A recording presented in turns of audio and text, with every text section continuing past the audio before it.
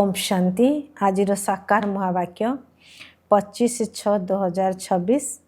मधुर संतानगण, पवित्र हेबार एकमात्र उपाय है बाबांकर स्मृति।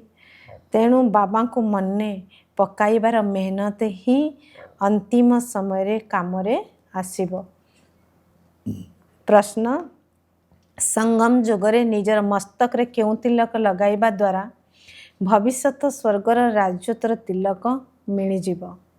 उत्तर, संगम जुगरे निज मस्तक रे ही तिलक लगाओ जे मो आत्मा बिंदु अटे, शरीर नुहे। मन भितरे सर्वदा यही कथा भावुथा जे मो आत्मा। मते बाबांक ठारू संपत्ति नेबार अछि। बाबा मध्य बिंदु अटंती, मु मध्य बिंदु अटे। एही भली स्मृतिर तिलक द्वारा स्वर्गर राज्योत्तर तिलक प्राप्त हेब। बाबा कहउछंती, मु प्रतिश्रुति दउची, जदि तुमे माने मते मने पकाइब तेबे अधा कल्प पाई कांदिबारु रक्षा पाइजिब। ओम शांति। तुमर ये चिंता रहिबा उचित जे मते बाबा को निश्चिंत स्मरण करने को हेब, तेबे जाई पवित्र होई परिबी। एथिरे जहाँ किछि परिश्रम ए जोगरे रहिछि, जहाँ पिलामानंक द्वारा होई पारु नाही। माया बहुत हैरान कराउछि। बाबांकर स्मृति को भुलाई दउछि, अन्यर स्मृति आसी जाउछि। बाबा बा प्रेमिकों को मने पकाउ नाहंती। एही भली प्रेमिकों को तो अति कम 8 घंटा स्मरण करिबार सेवा देबाकू हेब, अर्थात प्रेमिकों को स्मरण करिबार सहयोग देबाकू हेब। पिलामानंको बाबांको स्मरण करिबा उचित, जेउथिरे बहुत बड़ मेहनत रही। गीतारे मध्य अछि, मन मना भाव। बाबांको स्मरण करि चाल। उठिबा, बसिबा, चालिबा, बुलिबा समय आउ किछि न भावी केवल एक बाबांको स्मरण करथाओ। शेष समय यही स्मृति ही काम आसीब। निजको आत्मा शरीर मन कर, एबे मते घर को फेरिबा को हेब। एही मेहनत बहुत करिबाकू पड़िब। सकाळु सकाळु गाधुआ पाधुआ करी छात उपरे बा हॉल रे एकांतरे जोगरे बसी जाओ। जेते एकांतरे रहिबो सेते भल हब। सर्वदा एही कथा भाबुथाओ जे मते बाबांकु स्मरण करिबाकू हेब, बाबांक ठारू पूरा संपत्ति नेबाकू हेब। ए मेहनत प्रति 5000 वर्ष परे तुमको करिबाकू पड़ुछि। सत्ययुग, त्रेता, द्वापर, कलियुग केउ जुगरे मध्य तुमको ये मेहनत करिबाकू पड़िबो नाही। एही संगम जुगरे ही तुमको बाबा कहउचंती, मते मने पकाओ। बास एही समय ही बाबा कहउचंती, मते मने पकाओ। बाबा मध्य संगम जुगरे ही आछंती, आउ केही भी आसंती नाही। तुमे मध्य पुरुषार्थर क्रमानुसार एही कथा को जानिच। बहुत संतान बाबा को भूली जाउछंती, सेतिपई बहुत धोखा खाउछंती। कारण रावण बहुत धोखा देला, धोखाबाज अटे। यही रावण ही तुमर अधा कल्पर शत्रु। सेतिपई बाबा कहउचंती जे प्रतिदिन सकाळु उठी यही कथा विचार सागर मंथन कर एवं चाट रख जे केते समय बाबा को स्मरण करिछि, मो ठारू केते कलंकी छाड़ी थिबो। सबु किछि जोग उपर ही निर्भर करुछि। पिलामानंको बाबांक ठारू पूरा संपत्ति पाइबा पई संपूर्ण चेष्टा करिबा दरकार। नररु नारायण हेबार अछि, यह होछि प्रकृत सत्य नारायण कथा। भक्त माने पूर्णिमा दिन सत्य नारायण पूजा बा पाला करथांती। एबे तुमे जानिछ आमको 16 कला संपूर्ण हेबाकू अछि। सत्य पिता को स्मरण करिबा द्वारा ही ताहा होई परिबो। बाबा हेले श्रीमत दाता। बाबा कहउचंती गृहस्थ व्यवहार रुह, कर्म धंदा जहाँ भी कर, किंतु बाबा को निश्चिंत मने पकाइबाकू हेबो एवं पवित्र हेबाकू पड़िबो। बस जदि मने न पकाइब तेबे केउठी ना केउठी रावण ठारू धोखा खाइबाकू पड़िबो। सेतिपई मूल कथा हैला बाबा को मने पकाइबा। बाबा यह बुझाउचंती, शिव बाबा को स्मरण करिबाकू हेबो। देह सही देहर ଯିଏ ବି ସମ୍ବନ୍ଧୀ ଅଛନ୍ତି ସମସ୍ତଙ୍କୁ ଭୁଲି ନିଜକୁ ଆତ୍ମା ନିଶ୍ଚୟ କର। ବାବା ବାରମ୍ବାର ବୁଝାଉଛନ୍ତି ନିଜକୁ ଆତ୍ମା ମନେକରି ବାବାଙ୍କୁ ସ୍ମରଣ କରିବାକୁ ହେବ, ନଚେତ୍ ପୁଣି ଅନ୍ତିମ ସମୟରେ ବହୁତ ପଶ୍ଚାତାପ କରିବ, ବହୁତ ଧୋକା ଖାଇବ। ଏହିଭଳି ଜୋରରେ ଥାପଡ଼ ଲାଗିବ ଯାହାଦ୍ୱାରା ମାୟା ଏକଦମ କଳା ମୁହଁ କରାଇଦେବ। ବାବା ଆସିଛନ୍ତି ଗୋରା ମୁହଁ କରିବା ପାଇଁ। ଏହି ସମୟରେ ସମସ୍ତେ ସମସ୍ତଙ୍କର ମୁହଁକୁ କଳା ବା ପତିତ କରାଇବାରେ ଲାଗିଛନ୍ତି। ଏକମାତ୍ର ବାବା ହିଁ ଗୋରା କରିଥାନ୍ତି, ଯାହାଙ୍କ ଦ୍ୱାରା ତୁମେ ଗୋରା ହୋଇ ସ୍ୱର୍ଗର ମାଲିକ ହେବ। ଏହା ପତି ଦୁନିଆ ହିଁ ଅଟେ। ବାବା କେବଳ ପତିତମାନଙ୍କୁ ପାବନ କରିବା ପାଇଁ ଆସିଛନ୍ତି। ବାକି ତୁମର ବ୍ୟବସାୟ ଆଦି ସହିତ ବାବାଙ୍କର କୌଣସି ସମ୍ବନ୍ଧ ନାହିଁ। ଶରୀର ନିର୍ବାହ ପାଇଁ ତୁମକୁ ଯାହା କରିବାର ଅଛି କର। ବାବା ତ କେବଳ କହୁଛନ୍ତି ମନ୍ମନା ଭବ। ତୁମେମାନେ ମଧ୍ୟ କହୁଛ ଆମେ କିପରି ପବିତ୍ର ଦୁନିଆର ମାଲିକ ହେବୁ। ବାବା କହୁଛନ୍ତି କେବଳ ମୋତେ ମନେ ପକାଅ, ବାସ୍। ପବିତ୍ର ହେବାର ଆଉ କୌଣସି ଉପାୟ ନାହିଁ। ଯେତେ ବି ଦାନ ପୁଣ୍ୟ ଆଦି କର ବା କେତେ ବି ପରିଶ୍ରମ କର, ଶରୀରକୁ କଷ୍ଟ ଦେଇ କେତେ ବି ନିଆଁରେ ଚାଲ, କିନ୍ତୁ ବାବାଙ୍କ ସ୍ମୃତି ବିନା ଆଉ କିଛି ବି କାମରେ ଆସିବ ନାହିଁ। ଏହା ବହୁତ ସରଳ କଥା। ଏହାକୁ କୁହାହେଉଛି ସହଜ ଯୋଗ। ନିଜକୁ ପଚାର, ଆମେ ନିଜର ମିଠା ମିଠା ପିତାଙ୍କୁ ସାରା ଦିନରେ କେତେ ମନେ ପକାଉଛୁ? ନିଦ ସମୟରେ ତ କୌଣସି ପାପ ହେଉନାହିଁ, କାରଣ ଅଶରୀରୀ ହୋଇଯାଇଥାନ୍ତି। ବାକି ଦିନ ସାରା ବହୁତ ପାପ କର୍ମ ହୋଇଥାଏ ଏବଂ ପୁରୁଣା ପାପ ମଧ୍ୟ ବହୁତ ରହିଛି। ସେଥିପାଇଁ ୟାଦର ମେହନତ କରିବାକୁ ପଡ଼ିବ। ଏଠାକୁ ମଧୁବନକୁ ଆସୁଛ, ତେବେ ୟାଦର ମେହନତ କରିବାକୁ ହେବ। ବାହାରର ବ୍ୟର୍ଥ ସଂକଳ୍ପକୁ ସମାପ୍ତ କରିଦିଅ, ନଚେତ୍ ତାହା ବାୟୁମଣ୍ଡଳକୁ ବହୁତ ଖରାପ କରିଦେଉଛି। ଘର ଜମିବାଡ଼ିର ବିଚାର ଆସୁଛି। କେତେବେଳେ ପିଲାଛୁଆ ମନେ ପଡ଼ିବେ, କେତେବେଳେ ଗୁରୁ ମନେ ପଡ଼ିବେ। ଏହିଭଳି ସଂକଳ୍ପ ଆସିଲେ ବାୟୁମଣ୍ଡଳକୁ ଖରାପ କରିଦେବ। ନିଜେ ମେହନତ କରୁନଥିବାରୁ ବିଘ୍ନ ପକାଇଥାନ୍ତି। ଏସବୁ ବହୁତ ସୂକ୍ଷ୍ମ କଥା ଅଟେ। ତୁମେମାନେ ମଧ୍ୟ କର୍ମ ବର୍ତ୍ତମାନ ଜାଣିଛ, ପୁଣି ଆଉ କେବେ ଜାଣିବ ନାହିଁ। ବାବା ଏବେ ହିଁ ସମ୍ପତ୍ତି ଦେଉଛନ୍ତି, ତାପରେ ଆଧା କଳ୍ପ ପାଇଁ ନିଶ୍ଚିନ୍ତ ହୋଇଯାଉଛନ୍ତି। ଲୌକିକ ପିତାଙ୍କର ବିଚାର ଏବଂ ପାରଲୌକିକ ପିତାଙ୍କ ବିଚାର ମଧ୍ୟରେ କେତେ ଅନ୍ତର ରହିଛି। ବାବା କହୁଛନ୍ତି ଭକ୍ତି ମାର୍ଗରେ ମୋର କେତେ ଚିନ୍ତା ରହୁଛି। ଭକ୍ତମାନେ ବାରମ୍ବାର କେତେ ସ୍ମରଣ କରୁଛନ୍ତି। ସତ୍ୟ ଯୁଗରେ କେହି ବି ସ୍ମରଣ କରି ନଥାନ୍ତି। ବାବା କହୁଛନ୍ତି ମୁଁ ତୁମକୁ ଏତେ ସୁଖ ଦେଉଛି ଯାହାକି ସେଠାରେ ମୋତେ ମନେ ପକାଇବାର ଆବଶ୍ୟକତା ହିଁ ରହିବ ନାହିଁ। ମୁଁ ଜାଣିଛି ମୋର ପିଲାମାନେ ସୁଖଧାମ ଶାନ୍ତିଧାମରେ ରହିଛନ୍ତି। ଆଉ କୌଣସି ମନୁଷ୍ୟ ଏ କଥା ବୁଝିପାରିବେ ନାହିଁ। ଏହିଭଳି ବାବାଙ୍କ ଠାରେ ନିଶ୍ଚୟ ବୁଦ୍ଧି ରହିବାରେ ମାୟା ବିଘ୍ନ ପକାଉଛି। ବାବା କହୁଛନ୍ତି କେବଳ ମୋତେ ସ୍ମରଣ କର, ତେବେ ତୁମ ଉପରେ ଯେଉଁ ଚାନ୍ଦି ତମ୍ବା ଲୁହାର ଖାଦ ମିଶିଯାଇଛି ତାହା ବାହାରିଯିବ। ସୁବର୍ଣ୍ଣ ଯୁଗର ରୌପ୍ୟ ଯୁଗକୁ ଆସିବା ଦ୍ୱାରା ମଧ୍ୟ 2 କଳା କମ୍ ହୋଇଥାଏ। ଏହିସବୁ କଥା ତୁମେ ଶୁଣୁଛ ଏବଂ ବୁଝୁଛ। ଯିଏ ପ୍ରକୃତ ବ୍ରାହ୍ମଣ ହୋଇଥିବେ ତାଙ୍କ ବୁଦ୍ଧିରେ ଭଲ ଭାବରେ ଧାରଣା ହେବ, ନଚେତ୍ ଧାରଣା ହେବ ନାହିଁ, ଯୋଗ ଲାଗିବ ନାହିଁ। ସବୁକିଛି ବାବାଙ୍କ ସ୍ମୃତି ଉପରେ ହିଁ ନିର୍ଭର କରୁଛି। ବାରମ୍ବାର କୁହାଯାଉଛି ପିଲାମାନେ ବାବାଙ୍କୁ ମନେ ପକାଅ। ଏହି ବାବା ମଧ୍ୟ କହୁଛନ୍ତି ଶିବ ବାବାକୁ ସ୍ମରଣ କର। ଶିବ ବାବା ନିଜେ ମଧ୍ୟ କହୁଛନ୍ତି ମୋତେ ମନେ ପକାଅ। ଆତ୍ମାମାନଙ୍କୁ କହୁଛନ୍ତି ହେ ସନ୍ତାନମାନେ।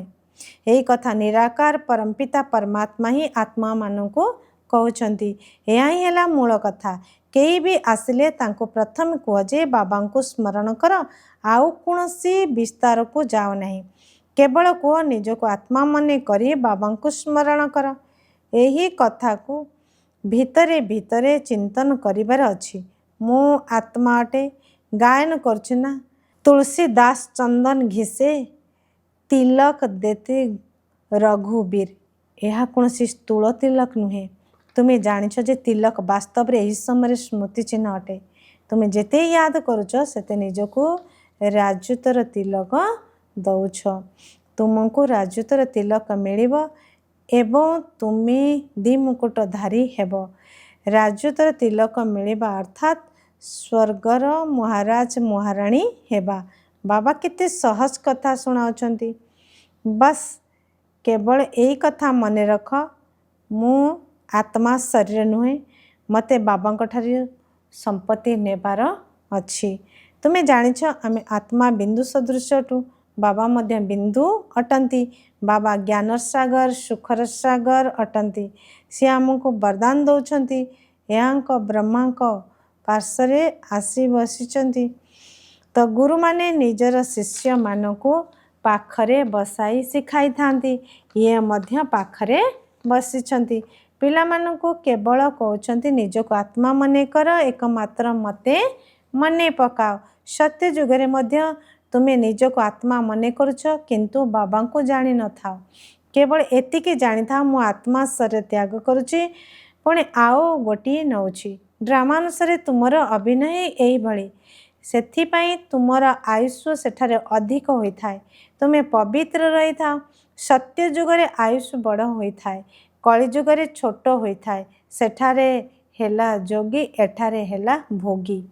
पवित्र आत्मा माने जोगी अटंती। सेठारे तो रावण राज्य ही नहीं, आयुष्य मध्य लंबा रही थाए। सेठारे आयुष्य केते कम हो जाउची, एहाको कर्मभोग कहा जाउची। सेठारे केबे अकाल मृत्यु होई न थाए।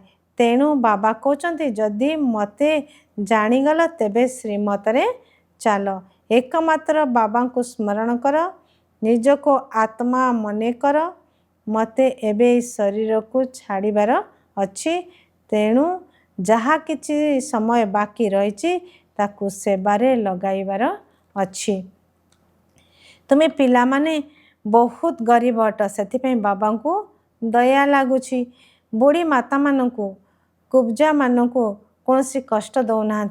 बुढ़ी मानू कुब्जा कह जाए। बुढ़ी मानू बुझाऊँ बाबा को स्मरण कर। तुमको जदि कई पचारे कुआड़ जाऊच, कह गीता पाठशाला को जाऊँ। पिला माने प्रदर्शनी इत्यादि रे केते खर्च करछंती, लेखुचंती मध्य अमुको बहुत भल प्रभावित हैला। किंतु बाबा कहते कहीं जड़े भी यही लेखुना जे निश्चिंत भावरे वर्तमान बेहदर पिता ए ब्रह्मा शरीर रे आसीछंती, तांको ठारू ही स्वर्गर संपत्ति मिली पारिबो। बाबा बुझाउछंती जे जनकु मध्य निश्चय हो नाही, केवल प्रभावित होचंती। ए ज्ञान बहुत भल। सीढ़ी चित्र को ठीक भावरे देखाई, किंतु निजे जोगरे रही तम प्रधान शत प्रधान हेबा ए कथा करुनाहांती। केवल कहते परमात्मा को ठारू संपत्ति पाइबार यह बहुत भल ज्ञान, किंतु निजे पाइबो ताहा होई पारु नाही। किछि भी पुरुषार्थ करुनाहांती। प्रजा तो अनेक हेबे, बाकी राजा हेबा पाई मेहनत करने को हेबो। प्रत्येक निज हृदय को पचारंतु जे मु केते दूर बाबा को स्मृति रे हर्षित रहूची। आमे पुनर्बार से बड़ी देवता हेबू। यही बड़ी निज सहित एकांतर बसी कथबार्ता कर, चेष्टा करी देख। बाबा को याद करुथा, तेबे बाबा ग्यारंटी दौरान तुम्हें अधा कल्प पर्यंत केबे हेले कांदिब नाही। एबे तुम्हें कहछ बाबा आसी हमको माया रावण उपरे विजय प्राप्त कराउछंती, तेणु जीए जेते मेहनत करुछंती निज पाई ही करुछंती। पुणी तुम्हें नुआ दुनिया रे आसीबो, पुराना दुनिया रे हिसाब किताब मध्य चुक्त करने को हेबो, कारण तुमको तम प्रधान शत प्रधान हेबार अच्छी। पवित्र हेबार उपाय मध्य बाबा बताउछंती। यह हूँ अंतिम विनाशर समय, समस्तंकर विनाश हब, नुआ दुनियार स्थापना हब। तुम्हें जानिछ आमे ई मृत्यु लोक रे शरीर को छाड़ी पुणी नुआ दुनियार अमर लोक को आसीबू। आमे नुआ दुनिया पाई ही पाठ पढ़ुछु। आ कोनोसी एपरी पाठशाला नहीं जोंठी भविष्यत पाई पाठ पढ़ाउथिबे। हाँ, जो माने बहु दान पुण्य आदि करिथांती ସେଇମାନେ ରାଜା ଘରେ ଜନ୍ମ ନେଇଥାନ୍ତି। ମୁଖରେ ସୁନାର ଚାମଚ ବୋଲି କୁହାଯାଏ। ସତ୍ୟ ଯୁଗରେ ଏହା ତୁମକୁ ମିଳିଥାଏ ଏବଂ କଳି ଯୁଗରେ ମଧ୍ୟ ଯେଉଁମାନେ ରାଜା ଘରେ ଜନ୍ମ ନିଅନ୍ତି ସେମାନଙ୍କୁ ମଧ୍ୟ ମିଳିଥାଏ। ହେଲେ ବି ଏଠାରେ ତ ଅନେକ ପ୍ରକାରର ଦୁଃଖ ରହିଛି। ତୁମେ ତ ଭବିଷ୍ୟତ 21 ଜଣ ପାଇଁ କୌଣସି ଦୁଃଖ ମିଳିବ ନାହିଁ। କେବଳ ବିମାରୀରେ ପଡ଼ିବ ନାହିଁ, କେବେ ବିମାରୀରେ ପଡ଼ିବ ନାହିଁ। ସ୍ୱର୍ଗରେ ତୁମକୁ ସୁନା ଚାମଚ ମିଳିବ। ଏଠାରେ ହେଲା ଅଳ୍ପ କାଳର ରାଜତ୍ୱ। ତୁମର ହେଲା 21 ଜନ୍ମ ପାଇଁ ତ ଭଲ ଭାବରେ ବୁଝି ସୁଝି କାମ କରିବାକୁ ହେବ, ପୁଣି ଅନ୍ୟକୁ ବୁଝାଇବାକୁ ହେବ। ଏମିତି ନୁହେଁ ଯେ ଭକ୍ତି ମାର୍ଗରେ କେହି ରାଜା ହୋଇପାରିବେ ନାହିଁ। କେହି ଯଦି ଡାକ୍ତରଖାନା ବା କଲେଜ ଆଦି ଖୋଲିଥାନ୍ତି ତେବେ ତାଙ୍କୁ ମଧ୍ୟ ପ୍ରାରବ୍ଧ ମିଳିଥାଏ।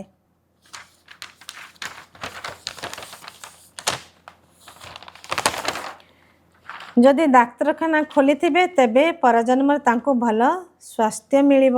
କହିଥାନ୍ତି ନା, ଏହାଙ୍କୁ ସାରା ଜୀବନ ଭିତରେ କେବେ ଜ୍ୱର ମଧ୍ୟ ହୋଇନାହିଁ। ସେମାନେ ଦୀର୍ଘାୟୁ ହୋଇଥାନ୍ତି। ଯଦି ବହୁ ଦାନ ପୁଣ୍ୟ କରିଥିବେ, ଡାକ୍ତରଖାନା ଆଦି ଖୋଲିଥିବେ ତେବେ ଆୟୁଷ ବଢ଼ିଥାଏ। ଏଠାରେ ତ ଯୋଗ ଦ୍ୱାରା ତୁମେ ସଦା ସୁସ୍ଥ ଏବଂ ଧନବାନ ହେଉଛ। ଯୋଗ ଦ୍ୱାରା ତୁମେ 21 ଜଣ ପାଇଁ ସ୍ୱାସ୍ଥ୍ୟ ପ୍ରାପ୍ତ କରୁଛ। ଏହା ତ ବହୁତ ବଡ଼ ଡାକ୍ତରଖାନା ଏବଂ ବହୁତ ବଡ଼ କଲେଜ ଅଟେ। ବାବା ପ୍ରତ୍ୟେକ କଥାକୁ ଭଲ ଭାବରେ ବୁଝାଉଛନ୍ତି। ବାବା କହୁଛନ୍ତି ଯାହାକୁ ଯେଉଁଠି ଖୁସି ଲାଗୁଛି, ଯେଉଁଠି ମନ ଲାଗୁଛି ସେଠାରେ ଯାଇ ପାଠ ପଢ଼ିପାରିବ। ଏମିତି ନୁହେଁ ଯେ ଆମେ ସେଣ୍ଟରକୁ ଆସନ୍ତୁ, ତାଙ୍କ ପାଖକୁ କାହିଁକି ଯାଉଛ, ସେ କଥା ନୁହେଁ। ଯିଏ ଯେଉଁଠିକୁ ଯିବାକୁ ଚାହୁଁଛନ୍ତି ଯାଆନ୍ତୁ। କଥା ତ ଗୋଟିଏ। ମୁରଲି ତ ସମସ୍ତେ ପଢ଼ି ଶୁଣାଉଛନ୍ତି। ମୁରଲି ତ ଏଇଠାରୁ ଯାଉଛି, ପୁଣି କେହି ବାସ୍ତବରେ ଭଲ ଭାବରେ ବୁଝାଉଛନ୍ତି, ଆଉ କେହି କେବଳ ପଢ଼ି ଶୁଣାଇ ଦେଉଛନ୍ତି। ଭାଷଣ କଲାବାଲା ଭଲ ଭାବରେ ଶୁଣାଉଥିବେ। କେଉଁଠି ବି ଭାଷଣ ହଉ, ପ୍ରଥମେ କୁହ ଶିବବାବା କହିଛନ୍ତି ନିଜକୁ ଆତ୍ମା ମନେ କରି ମୋତେ ମନେ ପକାଅ, ତେବେ ତୁମର ବିକର୍ମ ବିନାଶ ହେବ ଏବଂ ତୁମେ ପବିତ୍ର ହୋଇ ପବିତ୍ର ଦୁନିଆର ମାଲିକ ହୋଇଯିବ। କେତେ ସହଜ ଭାବରେ ବୁଝାଉଛନ୍ତି। ଆଚ୍ଛା, ଧାରଣା ପାଇଁ ମୁଖ୍ୟ ସାରାଂଶ 1 ନମ୍ବର, ବାହାରର ବ୍ୟର୍ଥ ଚିନ୍ତନକୁ ଛାଡ଼ି ଏକାନ୍ତରେ ବସି ବାବାଙ୍କୁ ମନେ ପକାଇବାର ମେହନତ କରିବାକୁ ହେବ। ସକାଳୁ ସକାଳୁ ଉଠି ବିଚାର ସାଗର ମନ୍ଥନ କରିବା ସହିତ ନିଜର ଯୋଗର ଚାର୍ଟ ଦେଖିବାକୁ ହେବ। 2 ନମ୍ବର, ଯେପରି ଭକ୍ତିରେ ଦାନ ପୁଣ୍ୟର ମହତ୍ତ୍ୱ ରହିଛି, ସେହିପରି ଜ୍ଞାନ ମାର୍ଗରେ ଯୋଗର ମହତ୍ତ୍ୱ ରହିଛି। ତେଣୁ ଯୋଗ ଦ୍ୱାରା ଆତ୍ମାକୁ ସଦା ସୁସ୍ଥ ଏବଂ ଧନବାନ କରିବାକୁ ହେବ। ଅଶରୀରୀ ଅବସ୍ଥାରେ ରହିବାର ଅଭ୍ୟାସ କରିବାକୁ ହେବ। ବରଦାନ, ଯୁଗଳ ରୂପର ସେବା ଦ୍ୱାରା ଆତ୍ମାମାନଙ୍କୁ ନିକଟ ସମ୍ବନ୍ଧରେ ଆଣୁଥିବା ଯୁଗଳ ରୂପଧାରୀ ଭବ। କେବଳ ବାଣୀ ଦ୍ୱାରା ସେବା କରିବା ଦ୍ୱାରା ପ୍ରଜା ଆତ୍ମାମାନେ ଜନ୍ମ ନେଇ ଚାଲିଛନ୍ତି, କିନ୍ତୁ ବାଣୀଠାରୁ ଉର୍ଦ୍ଧ୍ୱରେ ରହିବାର ସ୍ଥିତିରେ ସ୍ଥିତ ହୋଇ ତାପରେ ବାଣୀରେ ଆସ। ପ୍ରଥମେ ଅବ୍ୟକ୍ତ ସ୍ଥିତି, ତାପରେ ବାଣୀ। ଏହିଭଳି ଯୁଗଳ ରୂପର ସେବା ହିଁ ଉତ୍ତରାଧିକାରୀ ଆତ୍ମାମାନଙ୍କୁ ପ୍ରସ୍ତୁତ କରିବ। ବାଣୀ ଦ୍ୱାରା ପ୍ରଭାବିତ ହେଉଥିବା ଆତ୍ମାମାନେ ଅନେକ ବାଣୀ ଶୁଣୁଥିବା କାରଣରୁ ଜନ୍ମ ମରଣ ଚକ୍ରରେ ଆସିଯାଇଥାନ୍ତି, କିନ୍ତୁ ଯୁଗଳ ରୂପଧାରୀ ହୋଇ ସେବା କରିବା ଦ୍ୱାରା ହିଁ ସେହି ଆତ୍ମାଙ୍କ ଉପରେ ଅନ୍ୟ କୌଣସି ରୂପର ପ୍ରଭାବ ପଡ଼ିପାରିବ ନାହିଁ। ସ୍ଲୋଗାନ, ସାଧନଗୁଡ଼ିକ ପ୍ରତି ଆସକ୍ତି ହୋଇ ବେହଦର ବୈରାଗ୍ୟ ବୃତ୍ତିକୁ ସୁପ୍ତ କରିଦିଅ ନାହିଁ। ଅବ୍ୟକ୍ତ ଇଶାରା, ସର୍ବଦା ହର୍ଷିତ ରହିବା ପାଇଁ ନିଜର ସ୍ୱଭାବକୁ ସରଳ କର ଏବଂ ସହନଶୀଳ ହୁଅ। ଯେଉଁମାନେ ସହନଶୀଳ ସନ୍ତାନ, ସେମାନେ ନିଜର ସହନଶୀଳତା ଶକ୍ତି ଦ୍ୱାରା କିପରି ବି କଠୋର ସଂସ୍କାର ବାଲା ଆତ୍ମାକୁ କିପରି ବି କଠିନ କାର୍ଯ୍ୟକୁ ଶୀତଳ କରି ଦେଇଥାନ୍ତି ବା ସହଜ କରିଦେଇଥାନ୍ତି। ତେବେ ସହନଶୀଳ ଗୁଣକୁ ସମ୍ପନ୍ନ ଆତ୍ମା ଗମ୍ଭୀର ମଧ୍ୟ ହୋଇଥିବ ଏବଂ ସବୁ କଥାରେ ଗମ୍ଭୀରତାକୁ ଯାଇ ବିଚାର କରୁଥିବ। से केबे भी व्यस्त विव्रत हेबे नाही, गंभीरता को जाई सफलता प्राप्त करिब। अच्छा, ओम शांति।